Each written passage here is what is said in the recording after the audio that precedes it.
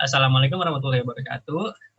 Di sini kelompok kami akan merepresentasikan tugas besar 2 kami yang akan digunakan sebagai UAS. Di sini kami membuat language modeling menggunakan metode LSTM. Di sini ada saya, Riki Andika, dan kawan saya ada Akbar Anung. Lalu selanjutnya untuk mode LSTM ini, pertama kita import library terlebih dahulu. Yang pertama itu menggunakan pip3 ini untuk menyederhanakan instalasi, kemudian itu future itu kemudian nama library-nya. Lalu selanjutnya adalah dilakukannya pengimportan dataset. Di situ didapat dari folder resource data, kemudian dan selanjutnya lalu di sini adalah pendeklarasian data yang akan digunakan pada pemodelan. Di sini semuanya ditentukan dulu nilai-nilainya. Lalu selanjutnya data yang setelah diimport tadi akan menjadi data mentah. Lalu data mentah tersebut dibagi menjadi 3, itu ada train data, ada validation data, ada testing data. Nah, kemudian setelah data-datanya sudah dibagi, di sini karena datanya masih berbentuk ID, maka di sini dilakukanlah ID to word, itu membuat data-data dari ID itu menjadi kata. Setelah ID-nya menjadi kata, barulah bisa di-print untuk melihat hasilnya. Dan inilah hasilnya, maka hasilnya juga akan berbentuk array. Lalu selanjutnya adalah membuat tumpukan LSTM, seperti dapat dilihat pada program berikut. Dan hasilnya itu berbentuk array. Kemudian di sini ada define, itu untuk pendeklarasian untuk menampilkan data yang hasilnya berbentuk array 1 dimensi atau disebut vektor. Lalu selanjutnya ada proses pembuatan variabel, itu dilakukan untuk penentuan kecepatan belajar. Lalu menandai semua variabel TensorFlow menjadi trainable yang akan digunakan untuk menjalankan fungsi dari model. Lalu selanjutnya adalah pada proses sebelumnya itu kan sudah dilakukan pengambilan semua variabel, lalu semua variabel TensorFlow. Lalu di tahap ini itu membuat pelatihan pada variabel yang sudah dipanggil. Jadi variabel-variabel sebelumnya itu dilatih di sini. Selanjutnya akan dijelaskan oleh teman saya. Ya, di sini kita lihat di sini membuat sebuah kelas dengan nama PTB model atau Pantry Bank model. Kemudian di sini ada beberapa fungsi juga. Di sini ada fungsi untuk mengatur parameter untuk kemudahan penggunaan. Di sini ada batch size. Batch size ini sudah dideklarasikan tadi di paling atas. Kemudian ada num step, hidden size, kemudian ada vocab size sudah dideklarasikan di atas. Kemudian di sini ada membuat placeholder untuk data input dan output yang diharapkan atau yang disebut dengan data target. Kemudian di sini kita menggunakan dengan input data dan target ini menggunakan batch size sebanyak 30 dan num step ini sebanyak 20. Kemudian di bawahnya ada membuat struktur sel LSTM yang menghubungkannya dengan struktur RNN. Nah, kemudian di sini kita membuat create unit LSTM dengan forget biasnya 0,0. Kemudian kita LSTM-nya dioptimasi dengan codingan seperti di sini terlihat. Kemudian nantinya fungsi ini akan digunakan untuk pemodelan. Kemudian di sini dengan mengambil sel LSTM sebagai parameter, fungsi multi RN cell menghubungkan unit LSTM ke unit RNN.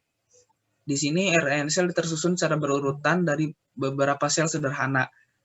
Nah, tadi sudah membuat tumpukan LSTM yang sudah dijelaskan oleh Riki Andika, itu dipanggil lagi di sini dengan dikalikan dengan 6 layers-nya, jumlah layers. Kemudian setelah itu kita menentukan keadaan awal, yaitu keadaan model untuk titik data pertama. Setelah itu, menginisialisasi status memori LSTM. Status memori jaringan diinisialisasi dengan vektor 0 dan diperbarui setelah membaca setiap kata. Kemudian setelah itu kita akan membuat penyisipan kata dan mengarahkannya ke data input. Kemudian setelah itu ada buat embeddings untuk data input, ukuran adalah ukuran tersembunyi.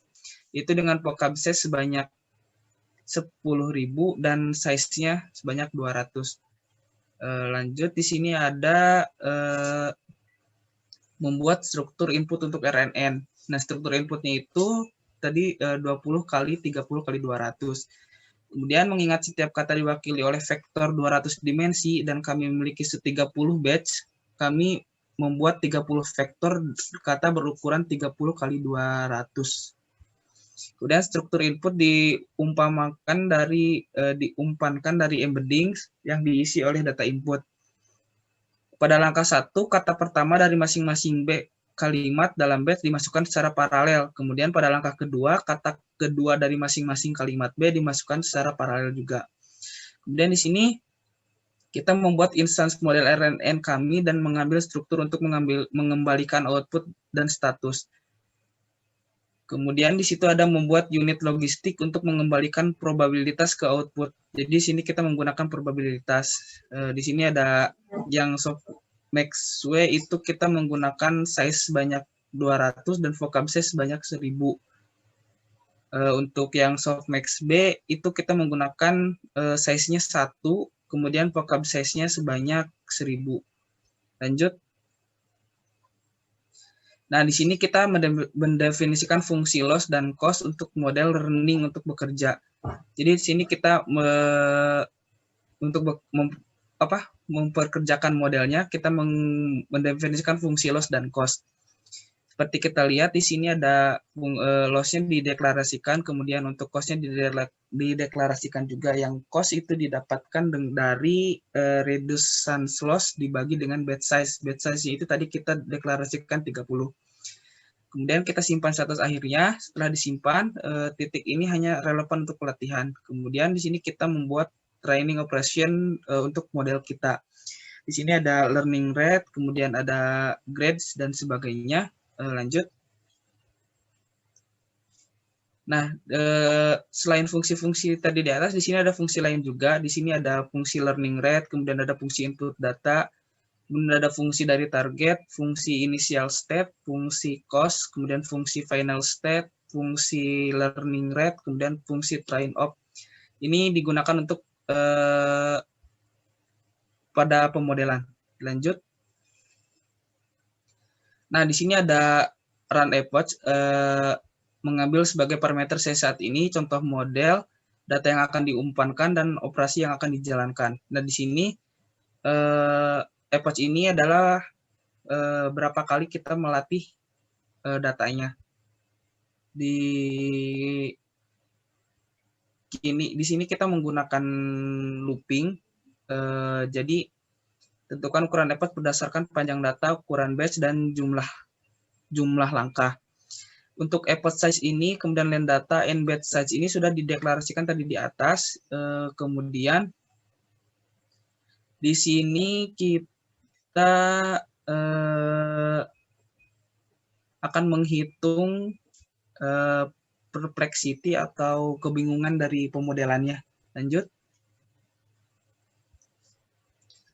Nah, tadi sudah pemodelan untuk fungsi-fungsi dan pemodelan sudah dibuat, kemudian kita baca lagi datanya dengan dibagi menjadi train data, valid data, test data, dan vocabulary serta word to ID. Lanjut. Nah, di sini kita data diinisialisasi untuk dieksekusi pada model yang akan digunakan. Lanjut. Kemudian di sini ada pemanggilan fungsi juga. Di sini kita for i in range max approach. Nah, di sini max approach ini sudah ditentukan sudah dideklarasikan di tadi paling atas itu sebanyak 13. Kemudian di sini ada learning rate-nya. Kemudian ada assign learning rate session, learning rate-nya dikali dengan learning rate decay-nya. Kemudian nanti kita akan menampilkan setiap pelatihan learning rate-nya berapa, kemudian train perplexity-nya berapa, dan valid perplexity-nya berapa. Kemudian nanti dirata-ratakan dan dari tes perplexity keseluruhannya berapa. Lanjut. Nah, di sini kita lihat di sini ada epoch 1, epoch 2, epoch 3 dan seterusnya. Dan setiap epoch ini dilatih sebanyak 10 kali. Setiap data itu dilatih sebanyak 13 epoch. Nah, setiap epoch itu dilatih lagi sebanyak 10 kali. Nah, epoch pertama menghasilkan learning rate sebanyak 1. Kemudian untuk epoch kedua sampai dengan epoch kelima itu hasilnya masih sama 1.